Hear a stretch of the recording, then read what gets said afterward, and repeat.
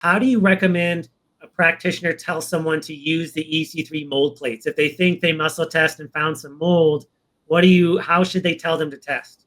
Best practice would be to just buy a 6-plate test kit. I think it's like $36. I mean, it's not that expensive. It comes with 6 plates, and we kind of recommend doing a air test and a tap test in the rooms where you spend the most time. So that would be opening one of the plates and setting it out on a table somewhere not way high up, but not too close to the floor. Right. I mean, maybe try to just get it in the middle of the room and set it out for an hour. And then you close it and let it culture for 5 days to see what grows. And in that same room, like say you have a large couch or a rug, especially if you have wall-to-wall carpet, do a tap test on that as well. Because those larger items, especially if they're upholstered, they tend to be like a filter for a lot of mold spores. And most of the water damage mold tends to fall to the floor or fall to a surface quite quickly. So if you do a tap test and an air test, you can get a pretty good idea of what's going on in those rooms. And you're looking for the plates not to culture more than about 4 colonies. I mean, it would be rare to have a completely like no growth at all, especially if you're living in the house and active and things like that. Just because you have a high count on a plate doesn't always mean that you have like an intense mold problem. It could mean that you just have contaminated carpet. So, right. The plates are a good place to start. They give you the idea that you need to do further investigation, or like hey, this room is okay, but then our bedroom is terrible. So like what's going on in the bedroom, so it can help you narrow your focus and even just start employing some mold specific cleaning to what you're doing and seeing if that makes a difference. They're just kind of cool because you can test frequently and monitor without spending a ton of money. So yeah, we love that setup. And what I'll tell patients sometimes is like, get the kids involved, especially if you've got a homeschool group, your homeschool, make it a little science experiment of like what areas grow, what's going to grow in the plates. But we'll have patients buy 2 or 3 kits of it, right? Like 12, 18 plates.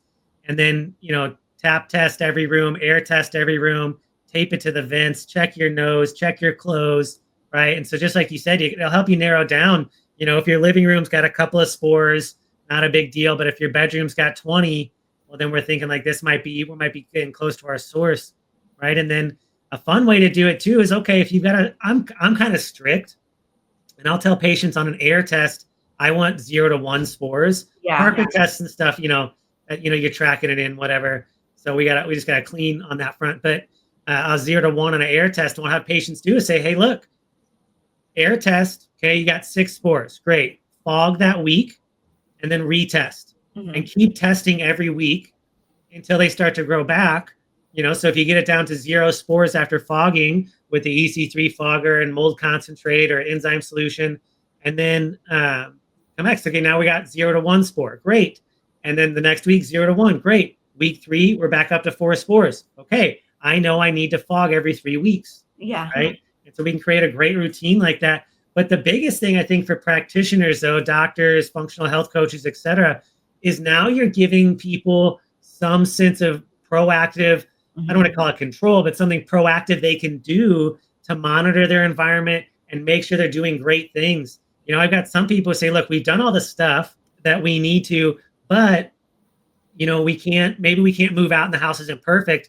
We figure out if they fog twice a week, they can tolerate it and live well in there. It's not, it doesn't take the place of good remediation by any means.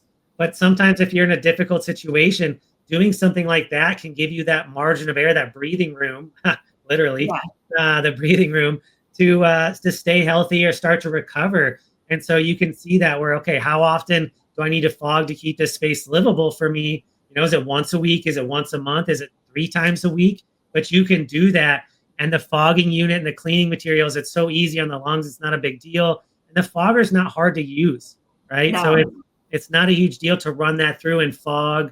Or what I'll tell patients is like, look, pick 3 rooms each weekend, do those 3. The next weekend, do a different set of rooms. The next weekend, do your living room, right? Depending on how big your house is.